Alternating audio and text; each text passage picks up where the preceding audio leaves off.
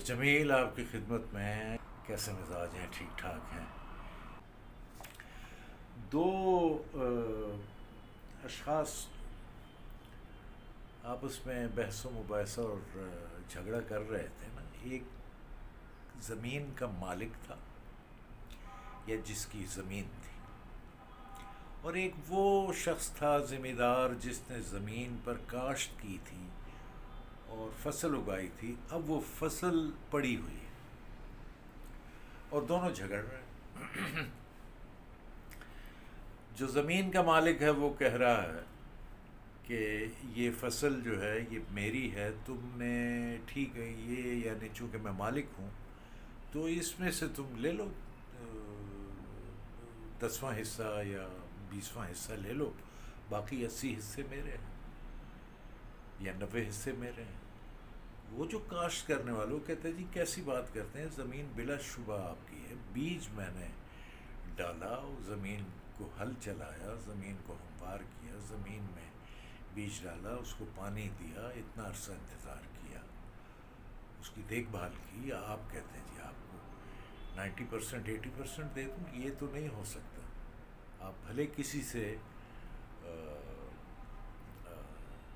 آپ فیصلہ کروا لیں، 90 یا چلیں ایٹ دا موسٹ 80% میرا ہے، آپ کا ہو جائے گا 20%۔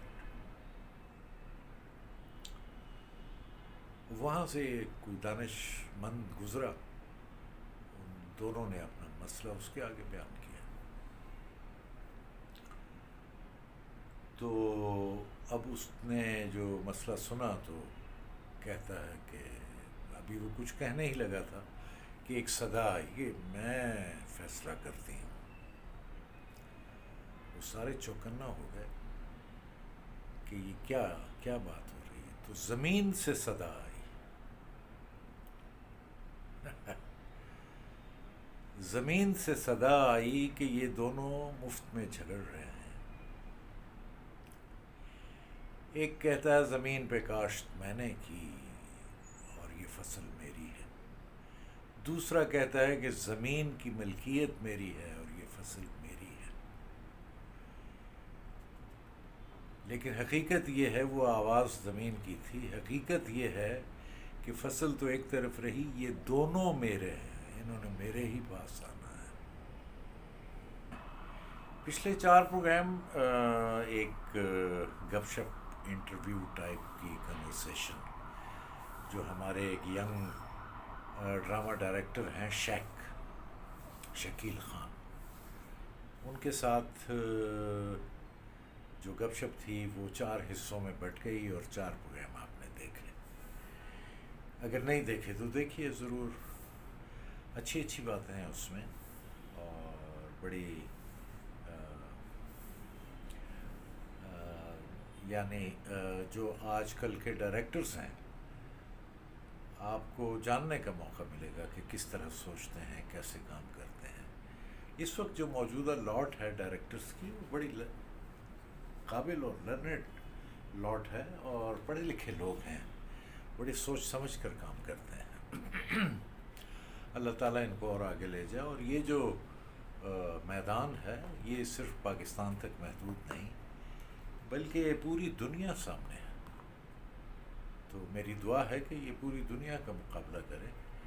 شکیل کے علاوہ جتنے بھی ہمارے نوجوان ڈائریکٹرز ہیں انشاءاللہ جو موقع لگے گا تو ان کے ساتھ میں بیٹھوں گا، گپ شپ کروں گا اور آپ تک یعنی اس شخصیت سے تعارف کرواؤں گا جو ڈرامے کے پیچھے ہوتی ہے۔ بلا شبہ پروڈکشن ہاؤس اور پروڈیوسر کی اہمیت اور شخصیت بھی بہت اہم ہوتی ہے، لیکن بہرحال جس شخص نے ڈرامے کو ایگزیکیوٹ کر کے آپ کے سامنے پیش کرنا ہوتا ہے وہ ڈائریکٹر ہوتا ہے۔ خیر یہ تو بات ہو گئی۔ اس سے پہلے ہماری بات چیت چل رہی تھی کہ جو آپ کے ساتھ یعنی یہ دو بدو گپ شپ ہے اس کو جاری رکھا جائے گا۔ اب بھی میں کہتا ہوں کہ بیچ میں اگر کوئی ایسے پروگرام آ جاتے ہیں کہ جو میں سمجھتا ہوں کہ ڈرامے سے منسلک ہیں، ڈرامے کی دنیا سے وابستہ ہیں، اور تو وہ بیچ میں آ جایا کریں گے، لیکن ہماری گفتگو کا یہ سلسلہ جاری رہا کرے گا، یہ جو آپس کی بات چیت ہے۔ یہ جو پچھلی ہماری بات چیت رہی آپس کی، تو اس میں یہ میں نے آپ سے کہا کہ علامہ اقبال، بلکہ میں نے آپ سے کہا کہ کتابیں جو میرے مطالعے میں رہیں، ان میں جو میرے پسندیدہ آتھرز ہیں، مصنفین ہیں، شعراء ہیں، ادیب ہیں، اور لاسٹ پروگرام میں میں نے حضرت علامہ اقبال کا ذکر کیا اور ان کی ایک شہرہ آفاق اور مارکت الآراء نظم زمانے کا ذکر کیا۔ زمانہ جو ہے نا، یہ شعراء نے زمانہ لفظ اور زمانہ جو ہے اس پہ بڑی طبع آزمائی کی ہے مختلف شعراء نے۔ علامہ کے ہاں بھی زمانے کا لفظ تواتر سے استعمال ہوتا رہا، فلمی گانوں میں بھی اور گیتوں میں زمانے کا لفظ استعمال ہوتا رہا، اور عام طور پر دیکھا یہی ہے کہ زمانے سے شاکیل رہے لوگ، زمانے کی شکایت ہی کرتے رہے، زمانہ اچھا نہیں ہے، زمانہ ایسا آ گیا ہے، زمانہ ویسا آ گیا ہے، کیا کریں جی، زمانہ ہی ایسا ہے، اور اب وہ زمانے کہاں، اب تو کچھ اور زمانے ہیں۔ تو یہ اس طرح کی باتیں کئی شعر ہیں، اب اس وقت ان کا تذکرہ نہیں، بلکہ ہم بات کر رہے ہیں علامہ مرحوم کی ایک نظم زمانہ، یعنی شعراء نے زمانے پر شاعری تو ضرور کی ہے، زمانہ خود کیا کہتا ہے۔ جو پہلا شعر ہے اقبال کا، وہ یعنی شاعر کا اپنا اظہاریہ ہے۔ فرماتے ہیں کہ جو تھا نہیں ہے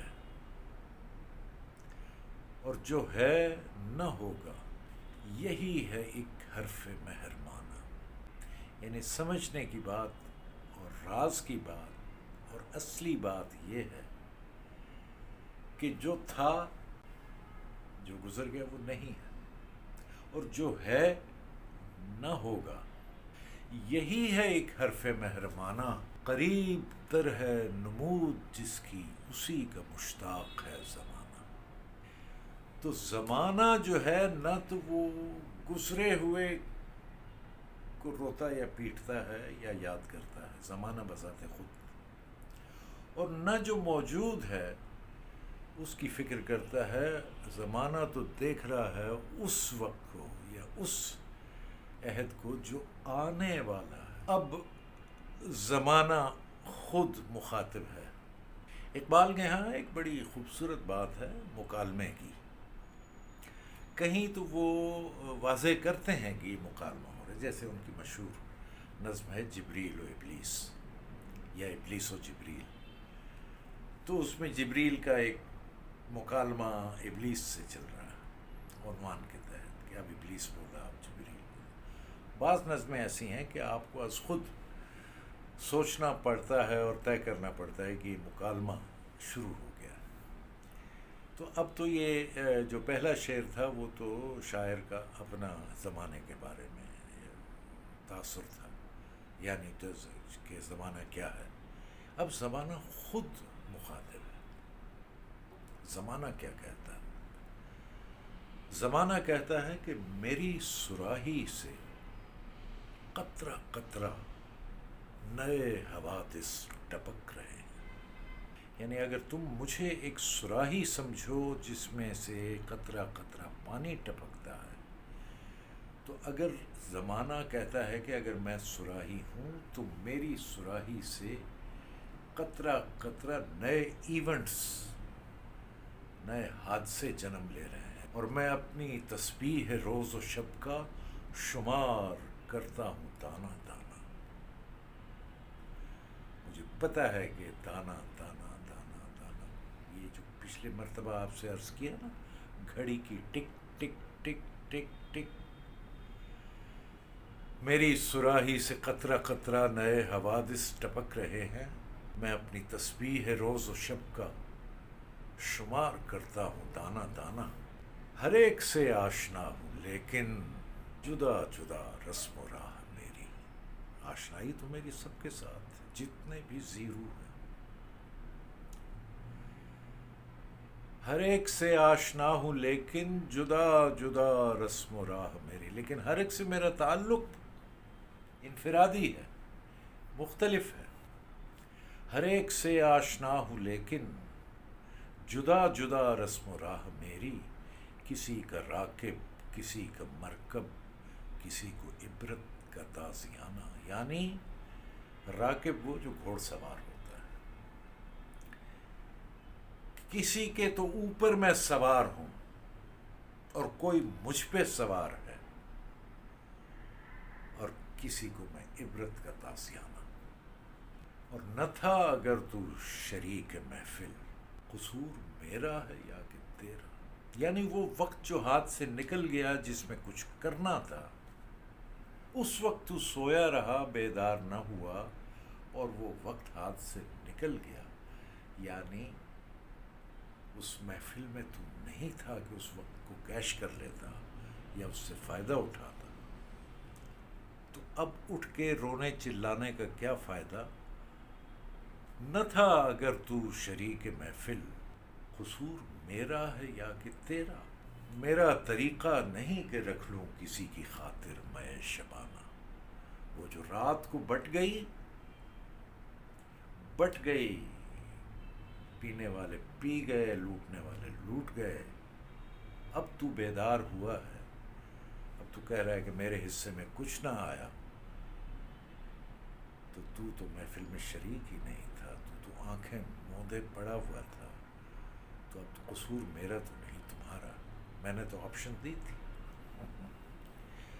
اور میرے خم و پیچ کو نجومی کی آنکھ پہچانتی نہیں ہے. لوگ لگے رہتے ہیں نا، کوئی ذائچہ بنا رہا ہے، کوئی علم نجوم سے مدد لے رہا ہے. وقت کیسا آئے گا، یہ کیسا گزر رہا ہے، میرا پچھلا کیسا گزرا.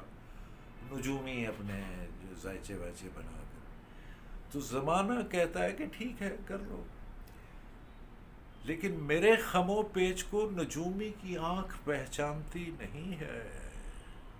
میرے جو پیچ و خم ہیں، نجومی کی بصیرت اور بصارت دونوں اس تک پہنچ ہی نہیں سکتے. ہدف سے بیگانہ تیر اس کا، نظر نہیں جس کی عارفانہ. اس شخص کا تیر ہدف سے بیگانہ ہے. اس کا تیر نشانے پہ لگ ہی نہیں سکتا جس کو معرفت نہ ہو. صرف عارف، صاحب معرفت کا تیر نشانے پہ لگتا ہے، اسے پتہ ہوتا ہے. لیکن باقی تو ٹامک ٹوئیاں ہیں. شفق نہیں مغربی افق پر. اے یورپ اور مغرب سے متاثر ہونے والوں، ان کی ترقی، ان کی چکا چوند اور ان کی برتری کو دیکھ کر جو تم حیران اور پریشان ہو، تو یہ شفق نہیں مغربی افق پر. مغرب کی طرف جو یہ سرخ روشنی نظر آ رہی ہے، یہ شفق نہیں ہے. یہ صبح کے اجالے کی نوید نہیں ہے. یہ جوئے خون ہے، یہ جوئے خون. طلوع فردا کا منتظر رہ کہ دوش و امروز ہے فسانہ. طلوع فردا کا منتظر رہ، یعنی وہ صبح جو مستقبل کی صبح ہے، اس کا انتظار کر، جو حقیقی صبح ہے. کہ دوش و امروز ہے. یہ کل اور آج جو ہے، یہ جو 24 گھنٹے میں دن رات کے چکر، یہ تو افسانہ ہے، فسانہ ہے. یہ تو بس ٹھیک ہے. اصل صبح تو مستقبل ہے، روشن مستقبل جو تجھے طلوع کرنا ہے. جہان نو ہو رہا ہے پیدا، یعنی قوموں میں آزادی اور غلامی کی زنجیریں توڑنے کی جو امنگ پیدا ہوئی ہے. تو جہان نو ہو رہا ہے پیدا. یہ اس زمانے کی بات ہے کہ جب آدھی دنیا پر برطانیہ کا جھنڈا لہرا رہا تھا، جنگ عظیم اول غالباً ہو چکی تھی، پوری دنیا ہٹلر اور امریکہ اور جاپان اور ان کی زد میں آئی ہوئی تھی، اور یہاں ہندوستان میں برطانیہ کی حکومت تھی، اور اقبال اس عہد میں سانس لے رہے تھے۔ تو فرماتے ہیں کہ جہان نو ہو رہا ہے پیدا، یہ جو آزادی کی تحریکیں اس وقت چلی، مشرق میں، مغرب میں، سینٹرل ایشیا میں، ایسٹ میں، ایشیا میں، جہان نو ہو رہا ہے پیدا، وہ عالم پیر مر رہا ہے، جسے فرنگی مقامروں نے بنا دیا ہے قمار خان۔ آج بھی سوچیں کیا ویسا تو نہیں؟ اب آخری شعر اقبال خود پھر میدان میں آیا۔ زمانہ تو جو زمانے نے کہنا تھا کہہ چکا، اقبال اب خود فرماتے ہیں کہ ہوا ہے گو تند و تیز لیکن چراغ اپنا چلا رہا ہے، وہ مرد درویش جس کو حق نے دیے ہیں انداز خسروانہ۔ یہ تھی نظم زمانہ، جو تھا نہیں ہے، جو ہے نہ ہوگا، یہی ہے ایک حرف مہربانہ، قریب تر ہے نمود جس کی اسی کا مشتاق ہے زمان۔ السلام علیکم ورحمۃ اللہ وبرکاتہ۔ اگلے کسی پروگرام میں انشاءاللہ۔